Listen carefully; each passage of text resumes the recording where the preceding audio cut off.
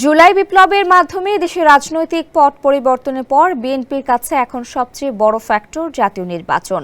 ইতোমধ্যে নির্বাচনকে সামনে রেখে নানা কর্মসূচি ও সভা সমাবেশ করতে দেখা গেছে দলটির পক্ষ থেকে।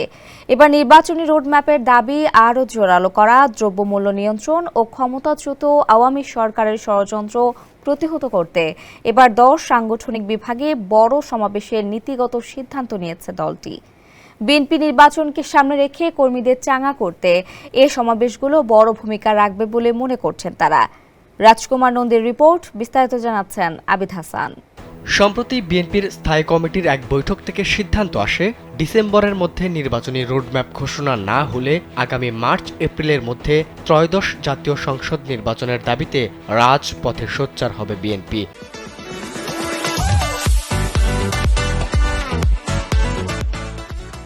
সেই ধারাবাহিকতায় নির্বাচনী মাঠ গোছাতে এবার ঢাকা, চট্টগ্রাম, রাজশাহী এবং খুলনা সহ 10 সাংগঠনিক বিভাগে সমাবেশ করবে বিএনপি।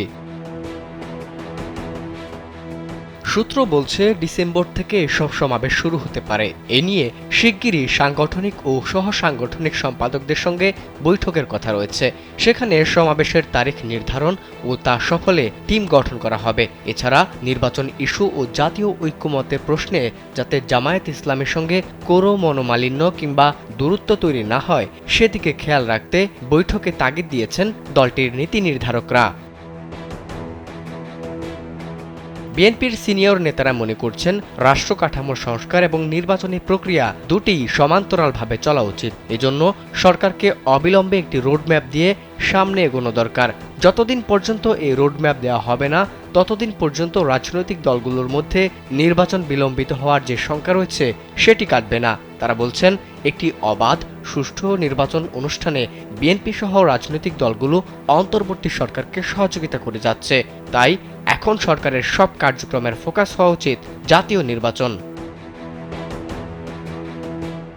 এদিকে গুলশানে চেয়ারপারসনের রাজনৈতিক কার্যালয়ে অনুষ্ঠিত ওই বৈঠকে সরকারের উপদেষ্টা পরিষদের সম্প্রতি 3 জনের অন্তর্ভুক্তি নিয়েও আলোচনা হয়েছে। বৈঠকে বিএনপি নেতাদের অভিমত, তাদের মধ্যে 2 জনকে নিয়ে নানা মহলে বিতর্ক রয়েছে। এরই মধ্যে ছাত্র জনতা এটি নিয়ে প্রশ্ন তুলেছে এবং তারা আন্দোলন করছে। এই নিয়োগ নিয়ে বিএনপিও বিস্মিত।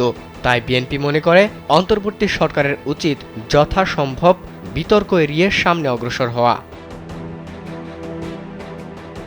এছাড়া বৈঠকে বিএনপি জামায়াতের বর্তমান সম্পর্ক নিয়ে অভিমত ব্যক্ত করেন দলের সিনিয়র নেতারা। বলেন, জামায়াতের সঙ্গে বিএনপির কোনো দ্বন্দ্ব ছিল না। ফ্যাসিবাদী আওয়ামী লীগ সরকারের পতনের লক্ষ্যে তারা একই সঙ্গে রাজপথে আন্দোলন করেছে।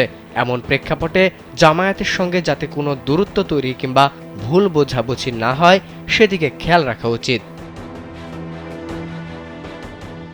আবিদ হাসান, কালবেলা।